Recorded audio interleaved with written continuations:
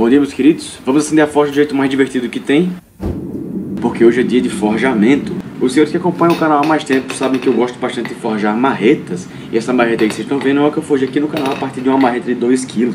Acontece que eu não fiquei exatamente satisfeito com a estética dessa marreta, então eu queria revisitar esse projeto e fazer uma marreta um pouco mais bonita. Até porque marreta é a coisa que eu mais gosto de forjar e pra um ferreiro a marreta nunca é demais, né? Então eu boto o aço na forja e vamos embora.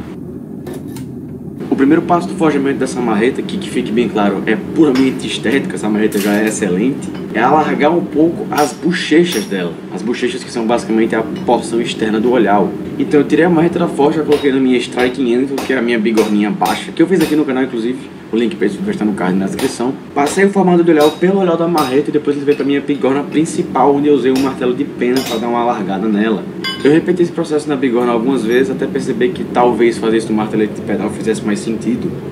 E outra mudança que eu fiz foi usar a minha morsa de ferreiro ao invés da minha Strike 500 para passar o formato do olhar pela marreta. Inclusive eu fiz tanto o martelete de pedal quanto esse conjunto aí da morsa e restaurei a morsa também aqui no canal.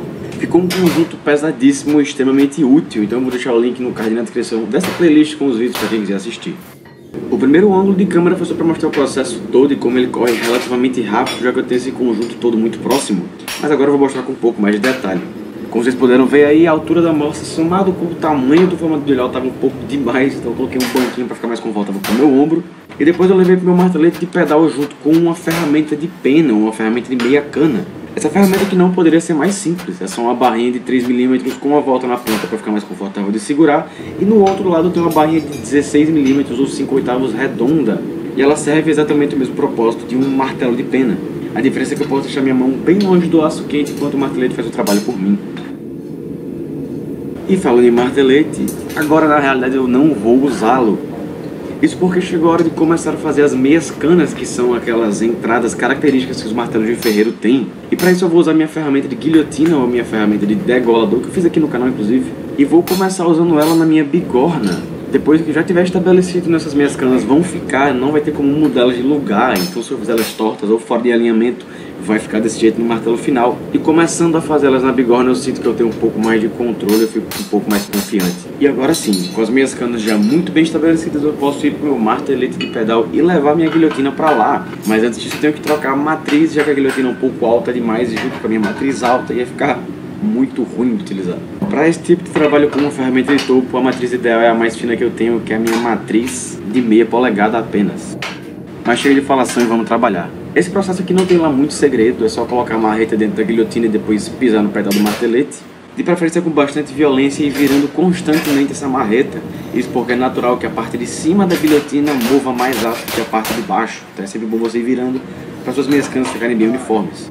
E vocês estão vendo aí no fundo do vídeo que eu estou deixando a guilhotina presa na minha bigorna para facilitar o encaixe da marreta dentro dela. Isso é porque, para garantir que as meias canas ficassem paralelas no martelo, eu fechei bastante a minha guilhotina, então encaixar a marreta lá dentro estava muito chato, estava complicado. Então não estar segurando a guilhotina e por isso poder usar as duas mãos para abrir ela e encaixar a marreta mostrou-se bem útil. Mas enfim, depois do forjamento mais pesado das minhas canas, eu vou voltar com a guilhotina para minha bigorna para que eu possa forjar as diagonais da minha cana. E eu não estou no martelete pelo mesmo motivo de antes, eu acho que na bigorna eu tenho um pouco mais de controle do forjamento. E sendo as diagonais da minha cana um forjamento um pouco mais delicado, por assim dizer, eu acho importante que seja feito à mão. E aí vocês podem ver como foi que ficou o forjamento da primeira meia cana. Eu acho que ficou muito legal, para ser sincero. O forjamento ficou bem limpo, relativamente falando, e nem levou tanto tempo assim. Mas enfim, agora é hora de forjar as minhas canas do outro lado, em um processo que claramente eu não vou mostrar porque, né, é a mesma coisa. Então vamos pular direto para o forjamento das bochechas, no caso, a continuação do espichamento das bochechas. Como de costume, eu vou usar minha morsa para passar o formato do olhar pelo olhar.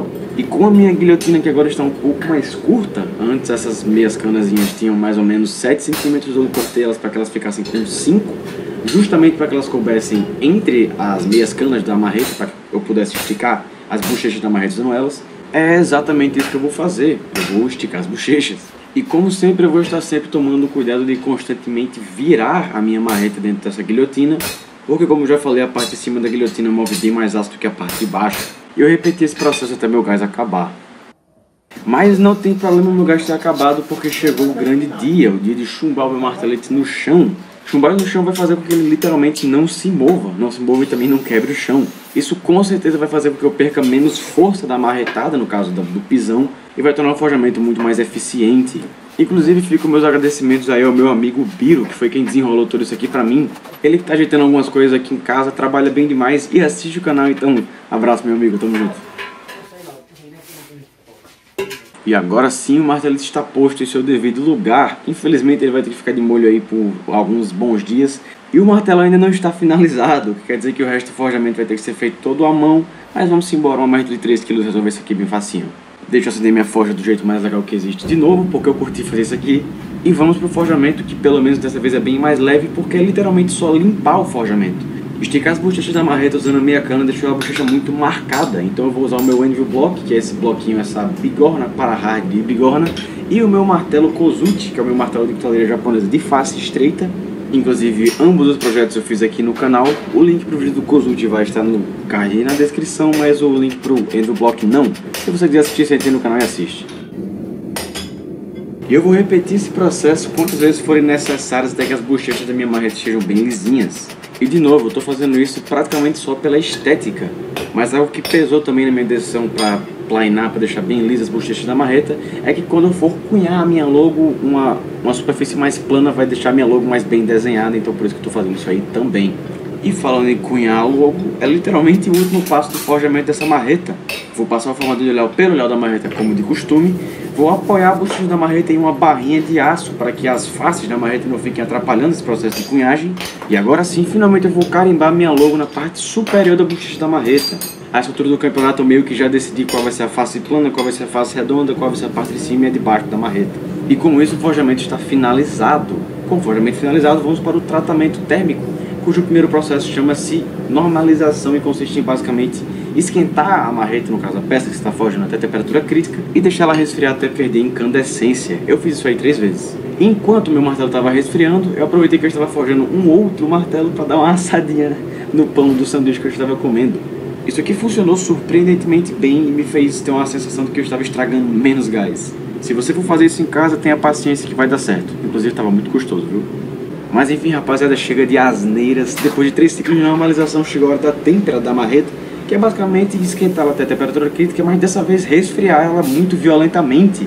Já que é uma marreta, eu supus que ela era forjada de um aço de médio carbono, eu resfriei ela em água e depois coloquei no meu forninho elétrico a tipo 230 graus, 1 hora, para fazer o revenimento, que é o alívio de tensão. Só temperar e não revenir pode deixar sua ferramenta muito quebradiça. Mas enfim, chegou a hora de usinar e finalizar essa marreta. Acontece que ela está coberta por carepa, que é a ferrugem, a oxidação da forja. E essa ferrugem come muito rápido as lixas da lixadeira de cinta. Então antes de lavar para a lixadeira, eu vou usar a escova de aço na minha esmerilhadeira para limpar muito bem essa marreta. E depois disso sim, levar para a lixadeira de cinta com a lixa grão 50 cerâmica, que inclusive não vai ter que ser muito utilizada, já que o forjamento foi feito muito próximo ao formato final da ferramenta. Eu acho que foram mais ou menos uns 10 minutinhos de usinagem total aqui, já que a face plana, literalmente, só deixar ela plana e depois arredondar as quinas, e a face redonda é só limpar esse redondo como se fosse o formato de uma esfera achatada, e isso não leva absolutamente tempo nenhum. Uma dica legal e uma técnica que eu uso em praticamente todo o projeto é usar essa porção da lixa não apoiada da lixadeira, a lixa solta, para limpar as marcas de usinagem, as linhazinhas que ficam do flex da lixadeira. Fazer isso já deixa a sua ferramenta com um acabamento grosseiro, já utilizável, sendo uma ferramenta que você mesmo vai usar no dia a dia. Óbvio que eu seria bem mais cuidadoso se fosse uma ferramenta que eu vou vender. Mas enfim, vocês já viram aí que eu finalizei a usinagem da cabeça da marreta, então chegou a hora de trabalhar no cabo.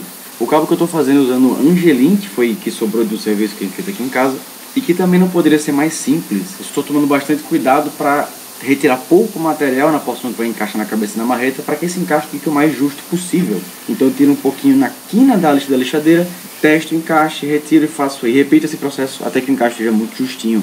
Uma outra dica importante é fazer como se fosse alguns chanfros no outro extremo dessa parada, que é onde você vai marretar. Se as quinas estiverem muito vivas na sua linhazinha de madeira, é muito provável que ela acabe rachando. Esses chanfros são uma ótima forma de evitar que isso aconteça. E aí vocês estão vendo o erro que eu cometi nesse cabo, que foi tentar deixar ele um pouco mais ergonômico e bonito, mas que no fim das contas só acabou deixando ele muito fino e desconfortável na minha mão. Mas enfim.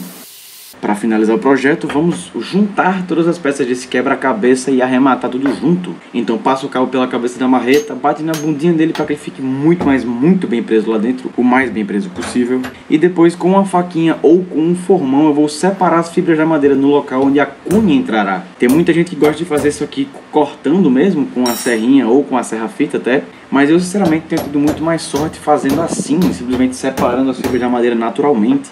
Mas eu acredito que as duas formas deem certo, é só uma questão de preferência mesmo. Depois disso eu vou cortar o excesso da cunha, dar uma lixadinha usando uma grosa nessa parte superior. E depois só vai faltar passar bastante óleo em todo o cabo para que essa marreta esteja finalizada. E é isso que nós vamos fazer agora nesse clipe extremamente satisfatório. E os senhores devem ter percebido que eu não lixei esse cabo além da lixa na lixadeira de cinta e que está com um acabamento bem rústico. Isso é porque eu vou usar esse cabo um pouquinho e se ele não estiver realmente confortável na minha mão eu vou simplesmente cortar ele fora e fazer um novo. Apesar de que eu tô achando esse conjunto bonito demais, demais mesmo. Mas eu quero ver a opinião de vocês, rapaziada. Comentem embaixo o que é que vocês acharam. Esse martelo no fim das contas acabou não ficando com 2 kg, ele ficou com mais ou menos 1,8 kg, que ainda é um peso muito bom para um martelo para trabalhos mais pesados, ainda mais estando nesse formato de martelo de ferreiro com a face mais abaulada. Inclusive já é o 3º ou 4º martelo de ferreiro que eu faço, né? Tá na hora de fazer alguns martelos de pena ou outros tipos de martelo aí. Deixem nos comentários o que vocês querem ver nos próximos vídeos. Mas esse foi o vídeo de hoje, meus amigos. Valeu!